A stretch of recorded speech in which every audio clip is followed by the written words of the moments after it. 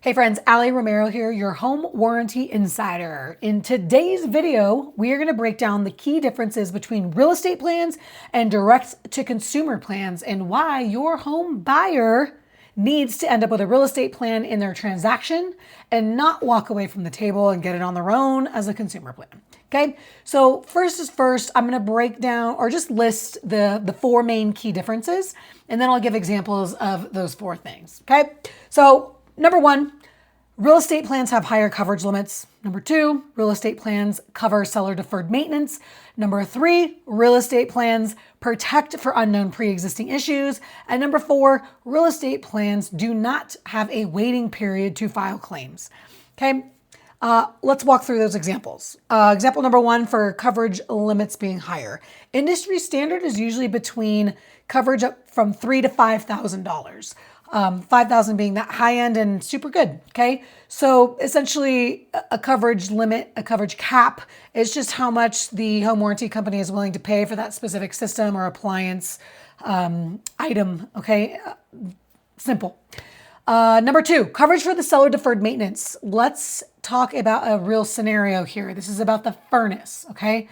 So the scenario is the seller has owned the home for years and never changed the filters to the furnace, okay? So the system still turns on and heats the home during the inspection when the buyer's, inspecting the home to take on this home and purchase it. The inspector has no red flags noted in the report. It was working at the time he was there to inspect it. But then after closing, the furnace stops working on the new homeowner. So they file a claim, a tech comes out, and this tech finds that the blower motor failed due to a long-term lack of maintenance, meaning dirty filters, because those were never changed. It put strain on the motor and blew it. That's considered seller deferred maintenance. And in a real estate plan, we're not going to penalize the home buyer for that. It was undetected in the inspection report, and we couldn't see it. It just was undetected. So all was well. We assume coverage, and then that buyer has an issue. Again, it comes down to based on the text saying this is because of seller deferred maintenance. It's because the filters weren't changed. That was the failure. That's what caused the failure. So that's the key thing there. Okay. We're going to cover that in a real estate plan. We would not cover that in a consumer plan. Okay. So what is an example of the pre-existing issues? This is always a tough one for people to understand. So let's talk about what an unknown pre-existing issue is first. Okay. An unknown pre-existing issue is a defect or condition that existed before the home warranty contract started, but was not visible, detectable, or documented during the home inspection, final walkthrough, normal homeowner use. If no one reasonably knew about it, it can still be covered, eligible for coverage under real estate home warranty plans, not the consumer plans. Okay. So let's do a real world example again using the furnace. It turns on and heats the home during the inspection, but after closing, it stops working. The tech comes in. They find a cracked heat exchanger that had been there for some time, but it just wasn't visible, and it didn't cause any failure yet when the inspector came out and took a look. Okay, so that's a known, it's a pre-existing issue, but it was unknown because, again, it was undetectable during that inspection phase.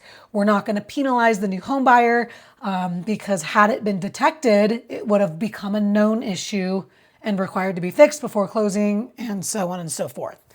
So the reason for explaining these very key differences is because as a realtor, if you're allowing your buyer to walk away from their transaction without a home warranty and it's important to them and they end up purchasing a consumer one on their own later down the road, they are missing massive amounts of protection designed specifically for them, absorbing a home from somebody we don't know what they did or didn't do for the however many years they lived there. Okay, so very, very important. Realtors, home warranty, the time to play it is in the transaction.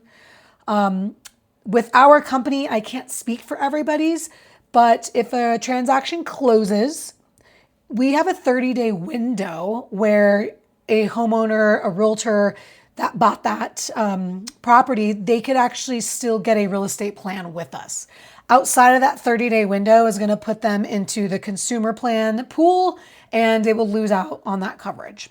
Okay, so really, really important to just get the home warranty. If it's important to your buyer, should be important to you, should be important to the transaction, just providing that extra coverage. Get it during the transaction. All right, you guys make it a great night. I'll see you in the next video.